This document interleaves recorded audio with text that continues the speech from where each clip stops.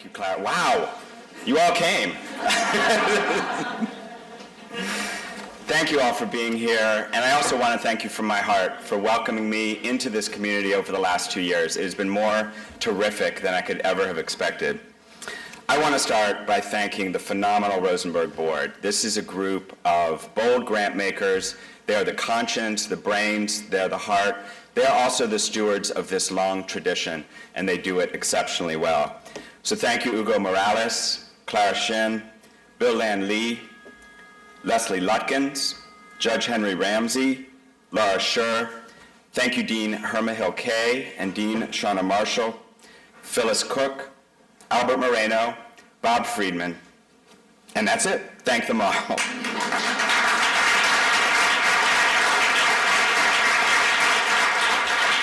I also want to express my deep appreciation to Ben Jealous, our past president, and Kirk Wilson, both of whom have been tremendously generous to me with their time. They've both offered me lots and lots of advice, often solicited. And I want to recognize our many funding partners who joined us here today. You are all fellow change makers and risk takers and do tremendous work. And thank you to our fabulous Attorney General, Kamala Harris.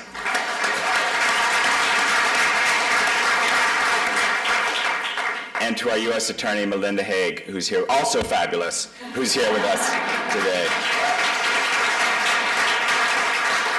And I also want to send thanks because we received word today that Congresswoman Jackie Speer honored this event in the Congressional Record today. So thank you very much, Congresswoman. And finally, my sincere thanks go to Tammy Tanner and Linda Mall, the foundation staff. It is my pleasure to work with you every day.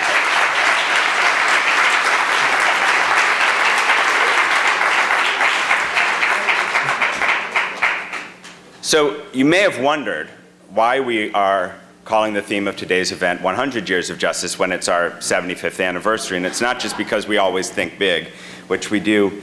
It's because we are talking about, and we've heard about, how far we've come together as a community from the last 75 years of work, at a time when Rosenberg was one of only 300 foundations across the country and the very first staff foundation west of the Mississippi, as Kirk mentioned.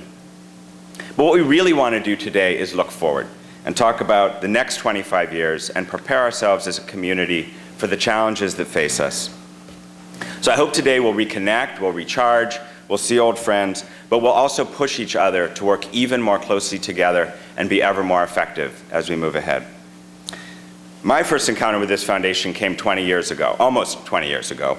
I was fresh out of law school and I was working in a frontline welfare rights office on Valencia Street together with Andrea Shorter, who's here, and we were working with an incredible group of volunteer moms and grandmothers taking care of their kids, folks living in public housing. And I wrote my very first ever grant proposal and sent it to the Rosenberg Foundation. And a few weeks later, Kirk Wilson shows up at the door and spends the entire afternoon with us talking about our grant-making strategy, our organizing strategies, our advocacy strategies, and how we could do a better job. And just a couple weeks ago, I was actually having lunch with Kirk, and I reminded him about that grant he'd made 20 years ago. If you know Kirk, you know that, of course, he remembered that grant. Unfortunately, he also remembered that I still owe him a final grant report.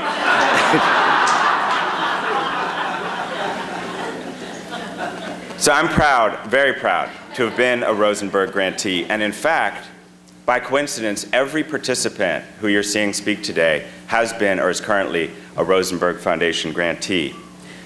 So I know that I speak both for our board and our staff when I say that our deepest appreciation goes to you, our amazing grantee partners who are filling this room. You are doing the work every day on the front lines of the struggle for justice, of our common struggles for justice. You are incredible advocates. You are advancing the cause of a better California and the cause of the Californians who've been chronically left behind and left out. It is our privilege, it's our honor, more than a privilege, to be your partners, to support your work, and be able to work on these issues with you. Ruth Chance, yes.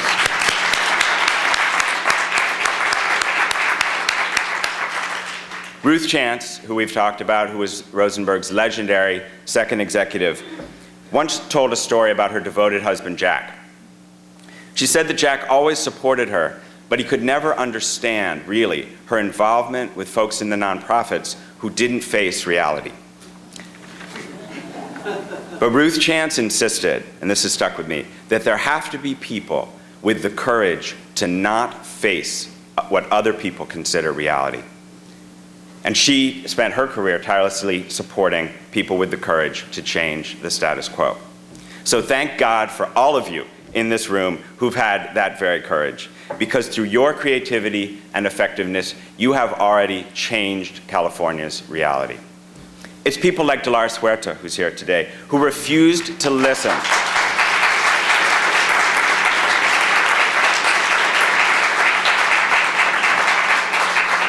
We know Dolores refused to listen when people told her that she wasn't facing reality. She's been fighting every day to advance the cause of farm workers and families across the Central Valley. Or Eva Patterson. Eva Patterson.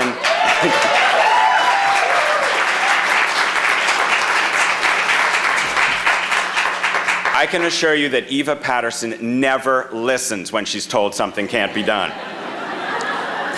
She has led no fewer than 6 major coalitions and organizations in this state, and today Eva is building a grand alliance to take on inequality across the state and country. Thank you, Eva, for everything you do.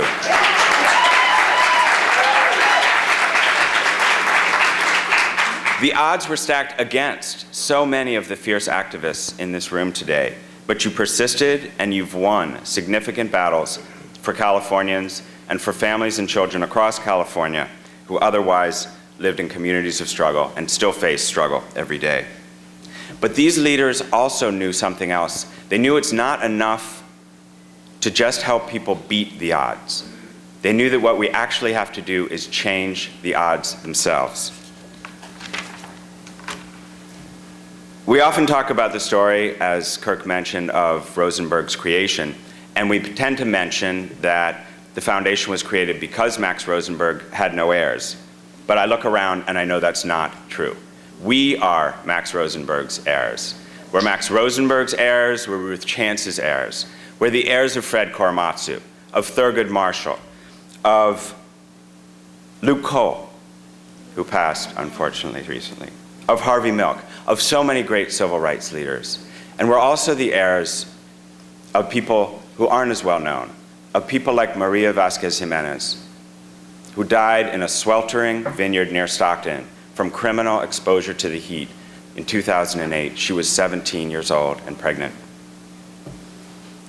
We are all of their heirs, and we are the beneficiaries of a great inheritance. It's an inheritance of passion. And it's our privilege to grow that inheritance, and we will pass it on stronger than we received it. It's the inheritance of passion that I know drives Vincent Pan every day as he's organizing communities, API communities, across the state of California. It drives Marcos Vargas and Nikki Bass to wage war on unfair wages. This is the inheritance of passion that drives Angelica Salas, who's here today. And I have to stop to tell you, just for a second, what it's like to spend an afternoon at Churla in Los Angeles, where you've got LGBT kids working side by side with grizzled veterans of the immigrants' rights struggle. It's just an incredible place, brimming with energy and activity. These are just a few of the visionary leaders who are here today and who are part of the Rosenberg family. They are leaders who, as Dr. Martin Luther King said, refuse to believe that the Bank of Justice is bankrupt. Or, in the words of our great First Lady, Michelle Obama, these are people driven by a simple belief that the world as it is just won't do.